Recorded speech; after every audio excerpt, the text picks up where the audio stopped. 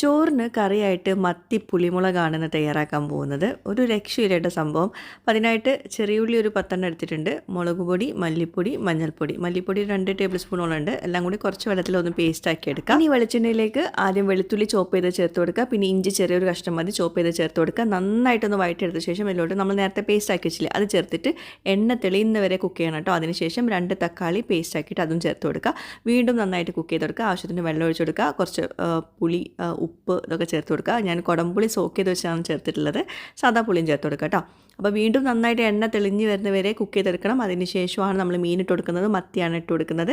അതൊന്ന് തിളച്ച് വരുന്ന സമയത്ത് നമുക്ക് ഇതിലോട്ട് വറവിട്ട് കൊടുക്കുക. വറവിട്ട് കൊടുക്കുന്നതിലിട്ട് നമുക്ക് ചെറിയ ഉള്ളി, ഉലുവ, കുറച്ച് മുളക് പൊടി ചേർത്തിട്ടുണ്ട് കളറിനായിട്ട്. പിന്നെ കുറച്ച് കറിവേപ്പിലയും കൂടി ചേർത്തിട്ട് മൂപ്പിച്ചെടുത്തിട്ട് ഇതിൻ്റെ മുകളിൽ ഒഴിച്ചു കൊടുക്കുക. അപ്പോൾ ഒരു രക്ഷയില്ല. ഇതാണ് നമ്മുടെ മത്തി പുളിമുളക്. ചോറിൻ്റെ കൂടെ കിടിലൻ കോമ്പിനേഷനാണ്. എല്ലാവരും ട്രൈ ചെയ്യുക. ഫീഡ്ബാക്ക്സ് അറിയിക്കുക. താങ്ക്